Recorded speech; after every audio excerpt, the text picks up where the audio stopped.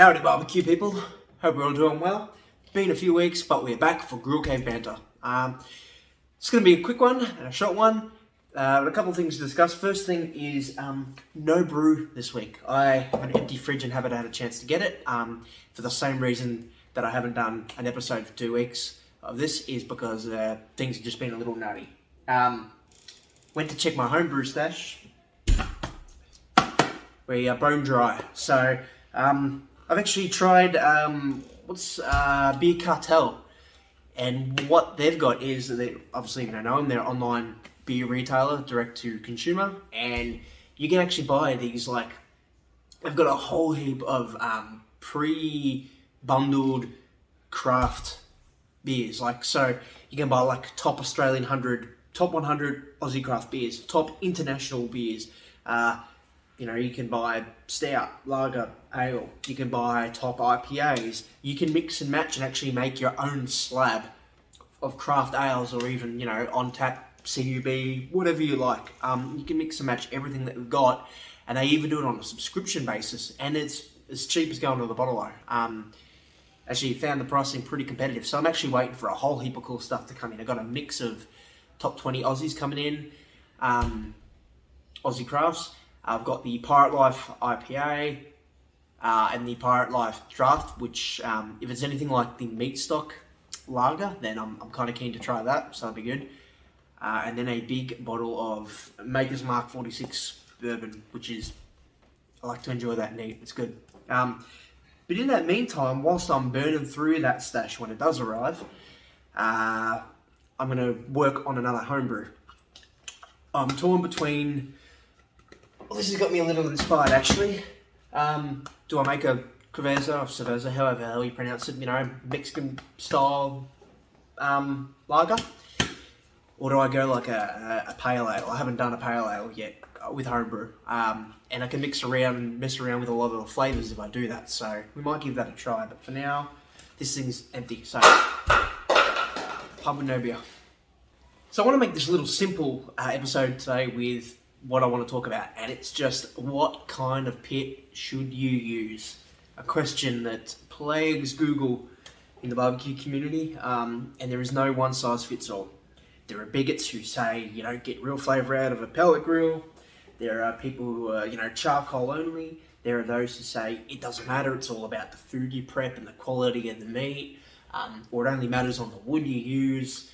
Some live and die by using only lump charcoal to infuse the wood flavour, and some live and die by using, heat beads and purely loading on the wood to get the flavour, and using coal for heat.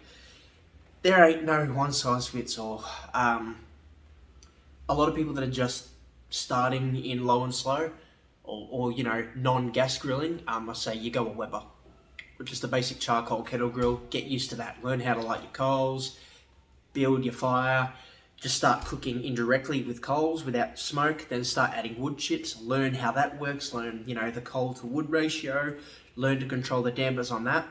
You won't get an incredible result, you might, but you're not going to get a proper smoker pit result, but you're going to get some awesome results if you get really good at that. So my advice is if you're new, you're beginning, you can buy a cheap kettle for $80, whatever, $60, and then up to a really good one with good damper and airflow control, for a few hundred, by the Weber brand or whatever, So compact, light, cheap, that's where to start.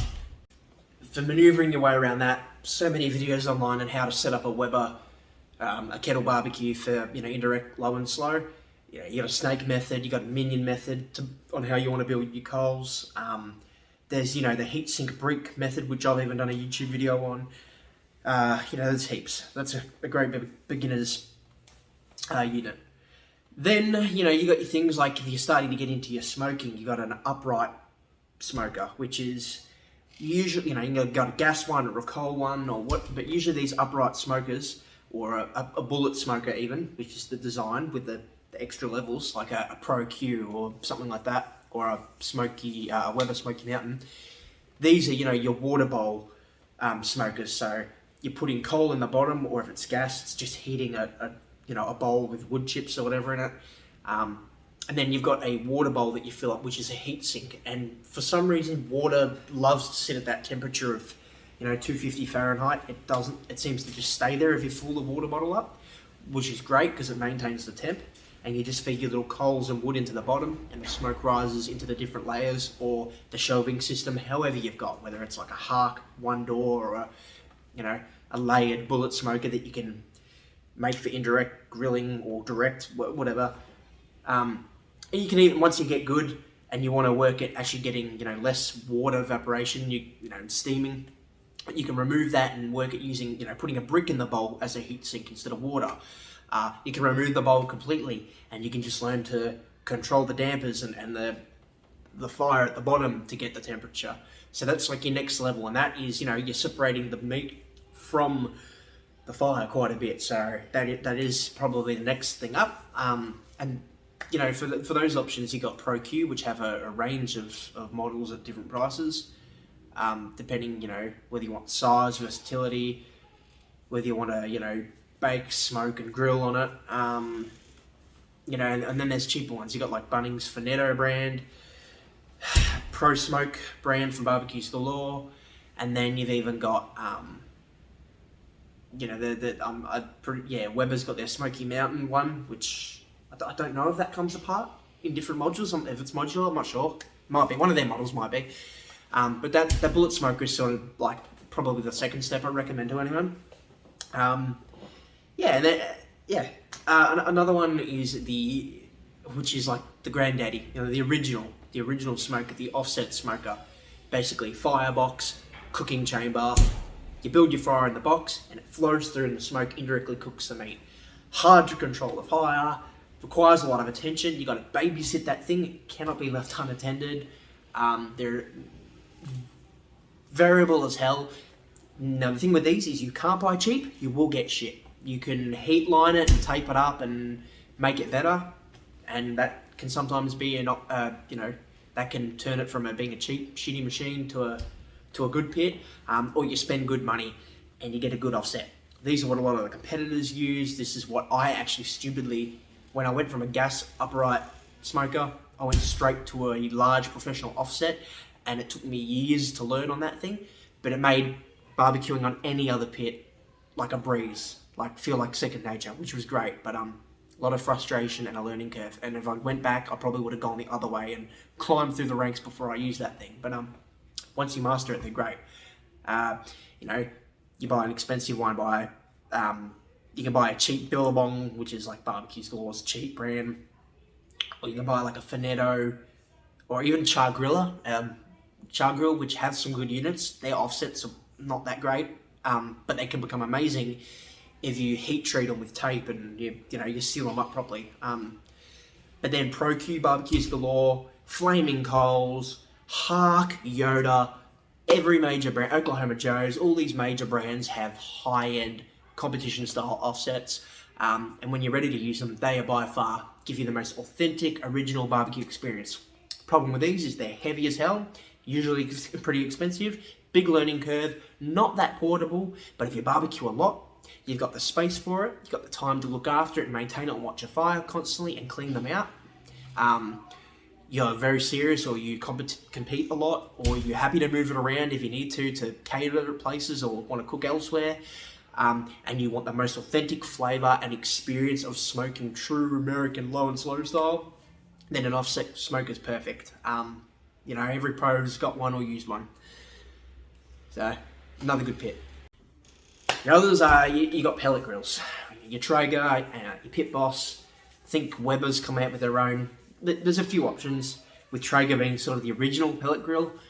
You know what these are. You put the pellets in the hopper, they feed them, you set the temperature dial on the thermostat on the side, and there's a little fire pot inside the barrel of the cooking chamber, and it feeds the pellets through the auger. The hot rod lights the pellet, and it flames it up, and it will keep going till it gets hotter and hotter, and that fire pot will be covered by a big, your big iron or steel heat deflector, and your smoke's it's direct wood fire, no coal, it's all wood, and it will infuse the food with the smoke. The higher you turn the temperature up, it will feed pellets, or if the temperature of the pit drops and it gets cold, it will feed through more to maintain that temperature. It will pull off, lighting more, feeding more pellets through the auger to keep the heat at that temperature that you've set it. Great little things. Set and forget. Again, not that portable, but a little more portable than an offset, usually lighter. You can get them in offset design, like a barrel smoker design, or you can get them in an upright design, like some of the pit bosses. Whatever works for you, depending on the hopper, what size you want the pellet chamber, where you want to buy, what your purchase price is. They are more expensive, but great for someone who's busy and wants to set and forget. I've got one, Traeger, I love it. I've had every pit, and the Traeger's the real good one for the set and forget, especially for overnight cooks like a brisket or something. Downside is people say they do not produce the same taste. I call poppycock. Yes, you may not have exact control over the level of smoke and directness that an offset or something will provide. But if you just turn the temperature down on a Traeger or a pellet grill, the lower the temp, the less heat and the more smoke it produces. And especially if you've got like super smoke settings where you can just fire more smoke, just let the cook go longer, or even just put in a smoke tube to burn extra pellets off to get more. You get the same result. I did that Wagyu brisket a few weeks ago, and that was a 17-hour cook on a Traeger, and I've done them on the offset as well, and smoke flavour almost near result, but just less the headache.